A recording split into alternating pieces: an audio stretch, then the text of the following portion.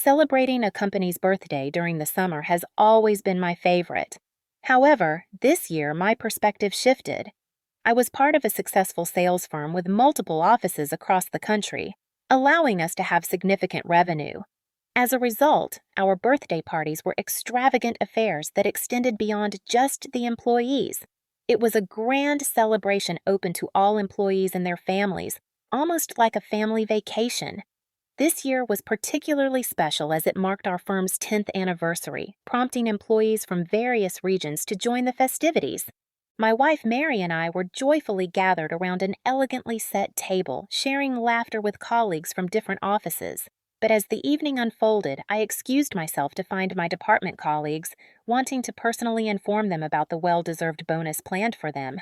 Though I was only away for a short while, upon my return, I couldn't locate Mary in the same spot she had been before.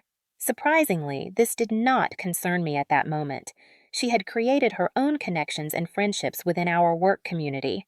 Our marriage was relatively recent, barely reaching 3 years, and for some reason my family had initially been against our union.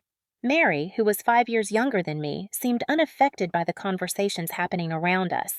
We eventually got married and found happiness together. Fortunately, my salary allowed my wife to work only half a day, and this was the case for the wives of my colleagues as well.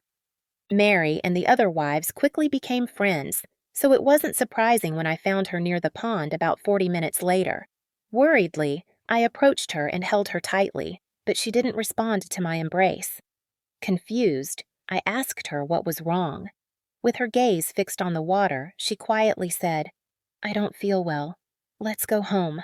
I couldn't understand why she wanted to leave as the day had just begun. "Are you serious? It's only just begun," I protested. "Mike, I really don't feel well," she insisted. Although she seemed physically fine, when I checked her temperature, I noticed she was a little pale. "Maybe it's just the heat getting to you. Come on, let's go inside," I suggested, to which she nodded and slowly walked away. Her behavior was strange, but the intense heat and the alcohol everyone had consumed made everything feel eerie. Throughout the day, I called Mary periodically to check on her well-being. By evening, she had joined me, appearing more alert and cheerful. "Everything all right?" I asked her with a smile. She replied, "Just fine," and leaned in to kiss me. The rest of the evening was filled with lively enjoyment, and we didn't part ways until well past midnight. This June had been unusually hot, sweltering even. As I tossed and turned in bed, unable to sleep, I eventually drifted off. Abruptly, I was jolted awake as if someone had pushed me.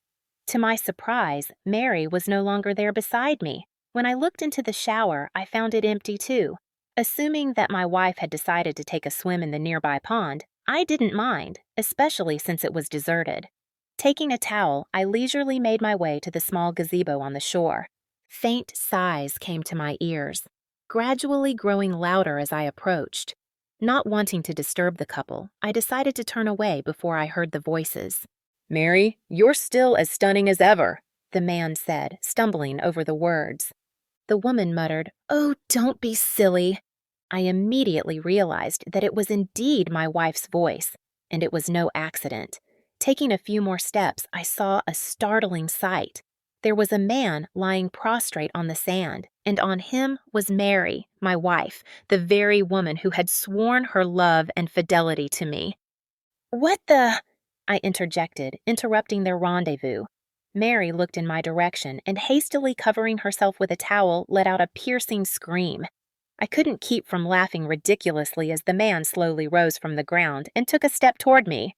A fight was the last thing I wanted, but a moment later he was standing there clutching his nose, trying to stop the blood. Mary hurriedly joined me, trying to pull me away from him. Pushing her away, I withdrew, feeling empty in my head, intoxicated and indifferent. I gathered my things, got into my car, and drove toward the mountains. I paid no attention to how my wife would find her way home. She came back toward evening. She was brought back by the corporate bus.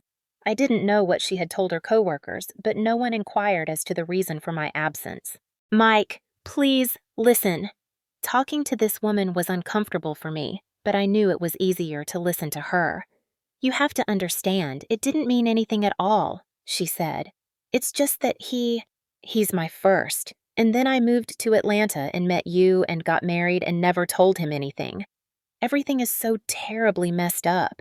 He was planning to come back to me, even took a job at your firm with the hope of transferring to the capital, and 5 years later our paths unexpectedly crossed again, Mary explained. Livid, I indignantly replied, "So, according to you, I can sleep with any of my exes just because we had a nasty breakup?" I couldn't resist a smirk. "No, not at all." She quickly backed away from her argument. "I'll put it simply, Mary. I don't want to see you anymore, and I believe we'll be divorced soon. You can leave now and go back to your old life," I told her firmly. "Wait, Mike," she pleaded, but I didn't listen to her. When I got home 2 hours later, she wasn't there. I had hoped she wouldn't show up for the divorce proceedings, but she did, trying to convince me to drop the idea. "Can't your lover take you in?" I said with a sneer. I had no interest in her personal affairs, but it was necessary to shut her up somehow. "He has a wife and 2 children," Mary muttered, looking away. She didn't say another word, and I breathed a sigh of relief. I ended up quitting my job. The story didn't spread around the office, or at least I didn't hear anything. Anyway, I didn't want to work there anymore. Eventually, I met a coworker who I got along well with, and our wives were friends. During one of our conversations, he shared an intriguing story. "You got divorced just in time," my coworker told me. "Your Maria tried to blackmail a man into supporting her financially by threatening to expose him to his family, but he chased her away." I just chuckled and made no comment. I expected nothing good from this woman, for she had traded a stable life for a fleeting encounter.